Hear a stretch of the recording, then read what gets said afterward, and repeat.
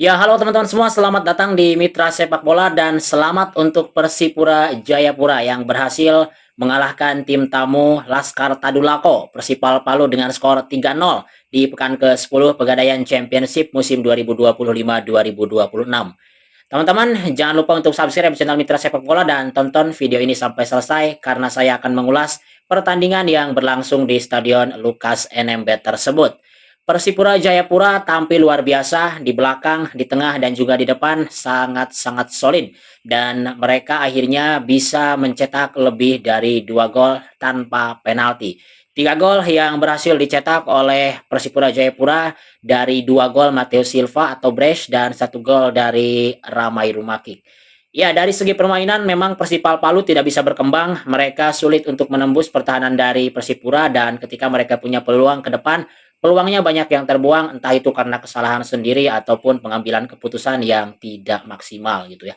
Dan ini saya baru saja selesai tadi live reaction dan live commentary gitu ya bersama dengan teman-teman Persipura Mania dan juga Persipal Mania tentunya yang banyak yang hadir. Saya ucapkan terima kasih kepada teman-teman tadi yang sudah hadir dan sudah berkomentar untuk ikut meramaikan live reaction di Mitra Sepak Bola antara Persipura menghadapi Persipal. Semoga kita sehat selalu. Oke, jadi langsung kita review pertandingannya ya. Bagaimana Persipura Jayapura sekali lagi tampil luar biasa dengan 3 gol yang berhasil mereka cetak di babak pertama. Hanya saja sayang di babak yang kedua mereka tidak bisa mencetak gol keempatnya atau mereka gagal untuk cetak gol di babak yang kedua. Secara permainan ada agak sedikit berbeda di mana Coach Rahmat Darmawan di pertandingan menghadapi Persipal ini banyak menginstruksikan untuk bermain switch play. Banyak perpindahan bola dari sisi ke sisi ya yang membuat pemain yang mendapatkan bola itu tidak terkawal karena memang tidak terduga akan ada umpan seperti itu dan itu dilakukan sering oleh para pemain tengah atau para pemain sayap Persipura. Jadi ketika Persipura ini memegang bola, ketika memasuki area tengah, ketika memasuki area samping, mereka tidak meneruskan bola itu ke depan untuk melakukan true pass tapi menggeser bola itu ke samping dan kemudian melihat sisi samping lainnya untuk memberikan satu upaya umpan panjang.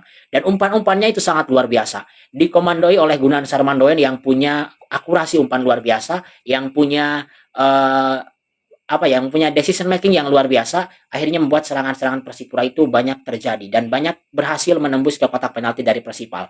Ya meskipun kita tahu Persipal itu tim yang saat ini berada di papan bawah, namun, ketika putaran pertama, kita masih ingat bahwa Persipura menghadapi Persipal dalam situasi yang sama, Persipura Jayapura bermain dominan, mereka gagal untuk mencetak gol.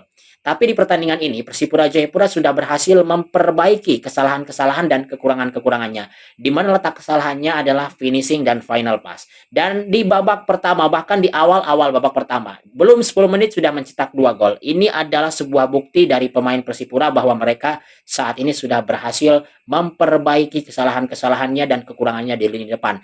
Mereka bisa lebih tajam lagi, mereka lebih klinis lagi, dan mereka akhirnya bisa mencetak gol dari skema open play dengan jumlah yang cukup banyak, yaitu 3 gol. Ya, meskipun sangat disayangkan, sekali lagi di babak yang kedua tidak bisa cetak gol, itu karena rapat dan solidnya lini pertahanan dari Persipal Palu mulai diperbaiki. Jadi mulai solid tuh pertahanan dari Persipal Palu setelah mereka setelah mereka kebobolan 3 gol. Oke, setelah gol pertama dicetak oleh Mateus Silva ya yang mencetak gol pertama gitu. Pokoknya Mateus cetak 2 gol, Ramai cetak 1 gol. Gol pertama terjadi itu Persipal Palu tidak segera memperbaiki pertahanannya. Justru mereka terpancing oleh Persipura Jayapura. Ketika berhasil mencetak gol, Persipura Jayapura tidak langsung mengurung untuk mencetak gol berikutnya, tapi bermain sedikit menunggu nih di belakang dan menunggu Persipal Palu ruang pertahanannya terbuka. Ketika mereka agak sedikit terbuka ruang pertahanannya, Persipura curi bola di tengah. Mereka lancarkan serangan balik dan terciptalah beberapa peluang. Tercipta gol kedua. Itu yang berulang kali dicoba. Tercipta gol ketiga juga. Jadi Persipura Jayapura ini tidak mendominasi atau tidak mengurung pertahanan dari Persipal Palu di babak pertama ya.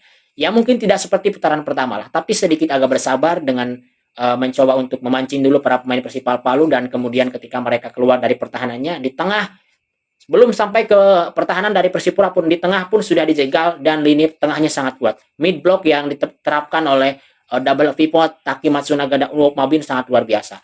Dua pemain ini rajin sekali untuk menjadi breaker, untuk menjadi pemutus serangan dari Persipal yang kemudian memberikan bola kepada Gunansar dan Gunansar yang bekerja untuk memberikan umpan-umpan ke depan. Luar biasa. Lini tengah dari Persipura Jayapura luar biasa di pertandingan ini. Karena babak pertama mereka unggul 3-0, akhirnya mereka tampil di babak kedua dengan lebih percaya diri. Dan langsung ambil inisiatif serangan untuk mencari gol keempat mereka. Tapi sayangnya pertahanan dari Persipal Palu sudah sedikit lebih rapi dan sulit untuk ditembus. Mereka mencoba untuk bermain dengan lebih baik daripada babak pertama. Nah, Persipura memasukkan beberapa pemain yang tujuannya tentu saja untuk berhasil membongkar pertahanan dari Persipal. Masuklah James Kelly, masuklah Boas, kemudian masuklah Gelvias Waecang sebagai slot U21 menggantikan Reno yang sudah mulai terbaca permainannya gitu. Kemudian ada juga beberapa pemain yang masuk untuk memperkuat pertahanan seperti Marco Sandi, kemudian Yeter Amohoso. Nah, setelah banyak perombakan di babak yang kedua, permainannya tetap baik, permainannya tetap luar biasa, permainannya tetap sama dengan mencoba menahan bola di tengah, memberikan serangan dari situasi serangan balik. Tapi masalahnya di babak yang kedua adalah final pass dan finishing yang lagi-lagi mengalami kebuntuan. Ketika sudah masuk ke final third, mereka atau para pemain depan Persipura di babak yang kedua ini beberapa kali pengambilan keputusannya salah, beberapa kali juga peluangnya tidak akurat ke gawang dari Persipal. Itu yang banyak disayangkan adalah tembakan-tembakannya yang tidak on target gitu ya. Ada beberapa tembakan seperti dari Boas, kemudian dari beberapa pemain lain lah, itu tidak on target sehingga akhirnya peluangnya terbuang di Persipura di babak yang kedua. Sementara kalau berbicara Persipal Palu memang tidak berkembang permainannya. Mereka sulit keluar dari tekanan Persipura. Mereka ketika dapat kesempatan untuk menekan Persipura, mereka tidak bisa memaksimalkannya dengan baik. Meskipun ada beberapa kali tendangan yang sempat menuju ke gawang dari Hajib Al Hakim, tapi tidak bisa dikonversi menjadi sebuah gol. Kalau secara permainan memang Persipal Palu ini di babak pertama atau di babak yang kedua lah, di babak pertama sorry, itu banyak mendapatkan peluang yang cukup berbahaya sebenarnya. Ada beberapa peluang tuh yang sampai ke gawang Hajib Al Hakim, tapi tidak ada yang dikonversi menjadi sebuah gol. Di babak yang kedua, Persipura itu lebih dominan lagi bermainnya dan Persipal membuat mereka sulit untuk masuk ke area pertahanan Persipura. Akhirnya dengan dominasi permainan dari Persipura Jayapura ini membuat Persipal hanya bisa bertahan dan ketika mereka mencoba untuk membangun serangan balik, mereka tidak bisa sampai ke final third-nya karena terpotong oleh mid block dan juga back four yang sangat luar biasa.